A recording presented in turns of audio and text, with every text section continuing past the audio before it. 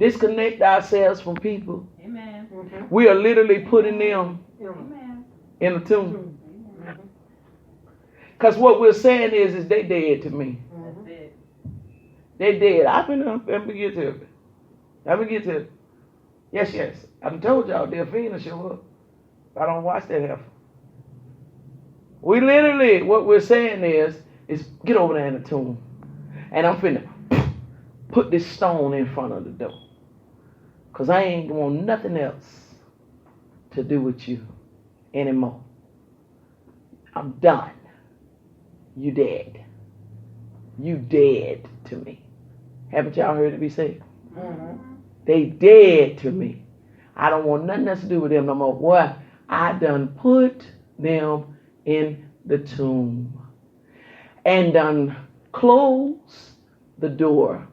I put the rock, the stone, in front of the door. It's called a stone, a rock, because it's a hard. So what that means is I don't plan on nothing penetrating it.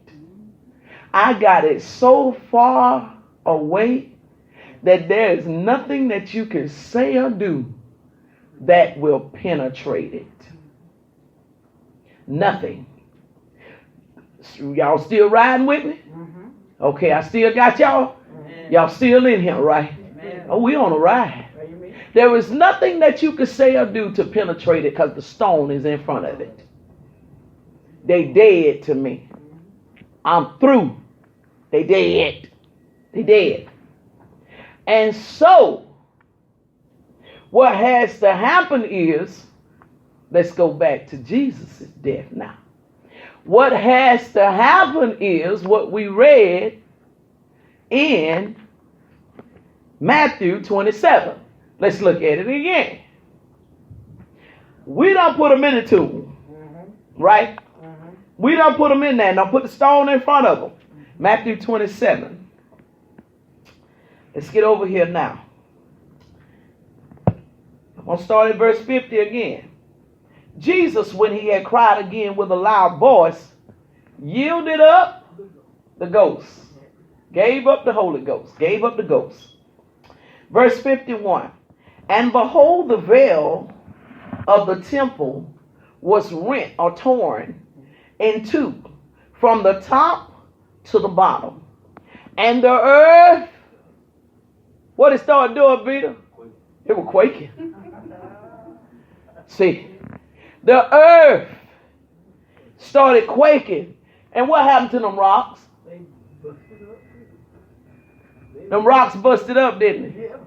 But it all was a result of Jesus' death. It all was a result of Jesus.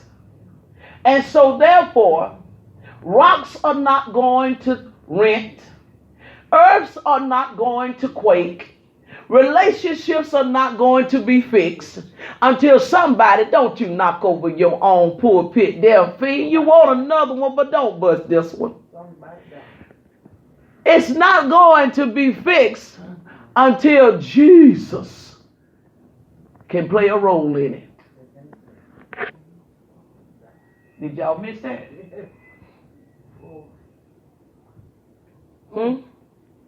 It's not going to be fixed until Jesus can play a role in it. The role he has to play is, again, the veil of the temple. What is our body called? Temple.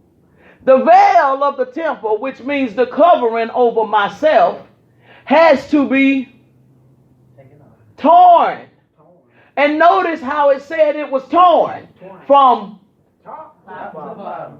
So that means he gotta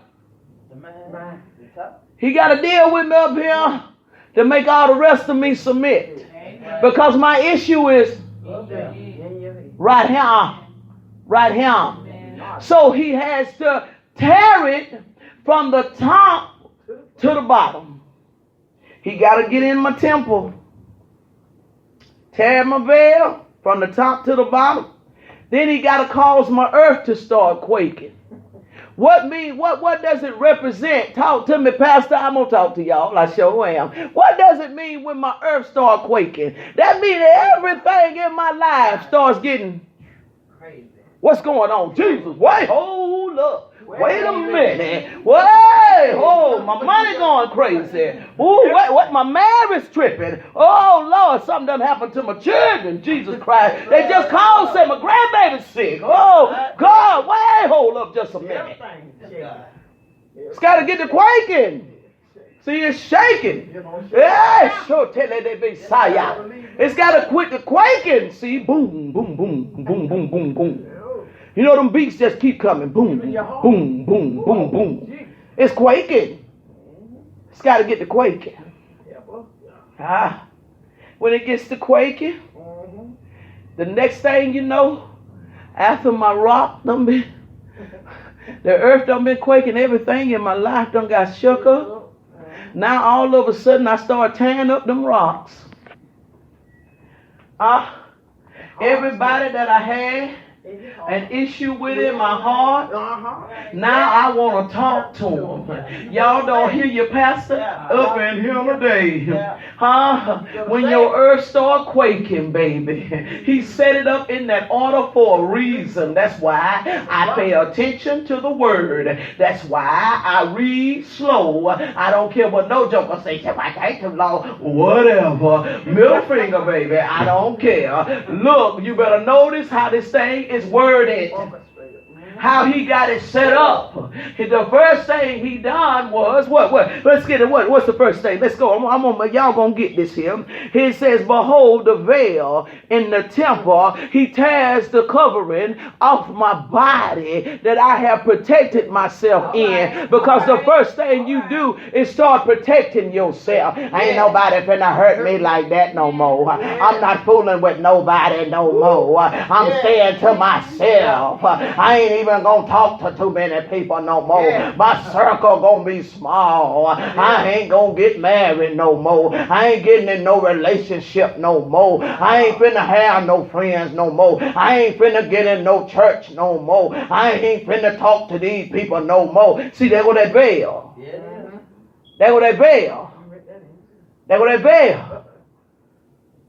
He had to tear the veil first. Because lo and behold, now I want y'all to understand and see this. God, I love you. Thank you, Lord. Not only was, I done told y'all now, you mess yourself up too. You better hear me. Better free yourself with people.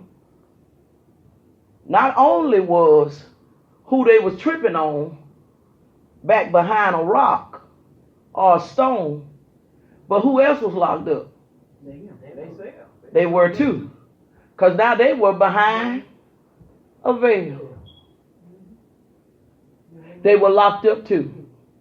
So the Lord has to come through, has to tear the veil, pulls them out from behind the walls that they created for themselves. And every one of us in life have created walls. Amen. Ain't no need of lying about it. Every one of us that's been hurt before or anything, the first thing you do is come up with a rock of defense. You got a wall. That ain't going to happen to me no more. Yeah, they got me one time. But they ain't going to get me no more. And lo and behold, that person don't get you no more, but that joker you get with get you. Yeah. And and then we know, and then after that happened to us, we still don't want to go ahead and admit we need to make some changes. This is what we'll say. Well, at least it wasn't such and such that got me again. He didn't get me again. We go try to dress it up some kind of way. So he tears the veil. Tear the veil first. Then tears it from top to bottom. Get my head right. Rest of my body will submit. Because my biggest struggle is in my mind. That's where my biggest battle is. So he had to tear it from the top to the bottom because he's got to do something with my head first. Because all my battles are either won or lost in my head. So he had to tear it from top to bottom. Then the earth begins to quake. After he brought me from behind where I had hid myself. After he brought me from the place where I secured myself. he now began to cause my earth to start quaking. So everything is shaking in my life now. Every situation, everybody that I thought was cool ain't cool no more. Everything that I thought was working in my favor is not working in my favor anymore. All kinds of stuff. It seemed like everywhere I turned, all kinds of calamity and all types of discombobulation and circumstantial situations are taking place. All of that is going on now because my earth is quaking. It's starting to quake. It's shaking now. Everything is topsy-turvy. Family members are getting sick. People are passing away. All of that is going on now. It's quaking now. So then after the quaking, the rocks began to rent. They began to tear because he had to do that in order to get me to remove that stone. Amen. To remove that stone. Because I wasn't willing to remove that stone. Because I just knew for a fact that I got them in there and that's where they need to stay. They're dead to me. And so he said, all kinds of stuff starts happening. Stone is removed now. Stone is removed. And so this is the next integral part of this thing that takes place. Let's go back to last. Now, stone is removed. But Jesus is the one that says, Lazarus, come forth. Now, it would be very interesting that he did not allow the ones that had put him in the tomb to be the ones to resurrect him. Now, he made them remove the stone because they had put the stone there. But the resurrecting could only come from the resurrector. And he is the only resurrector that there is and that there will ever be. He said, I share my glory with no one. Remove that stone. Let them folk out that you got behind this wall, that you got over in this cave. Remove the stone. Let the folk out. Because if you do not let the folk out, what happened in 27 of Matthew, it's going to begin to start happening in your life. Y'all better hear me. If you have people behind stones as your pastor and sometimes prophetic use of God, I'm telling you by warning, get them people from behind that stone. Get them from behind that stone. Because although we're celebrating Easter today as the day that Jesus resurrected,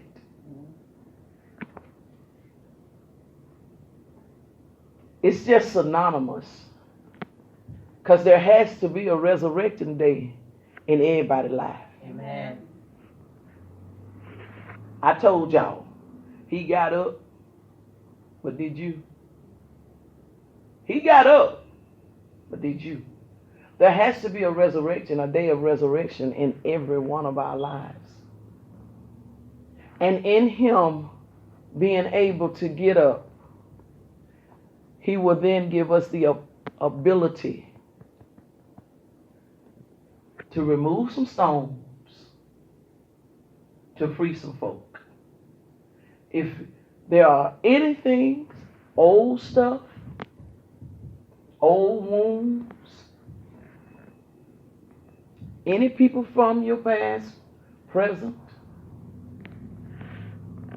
that you have locked away, cast over behind stones, go remove them stones. Go remove them stones. Now, that's not saying that because you removed the stone that they didn't do nothing. That's not what it's saying. That's not what it's saying at all. That's not what it means. Removing the stone does not only signify their freedom, but it signifies yours.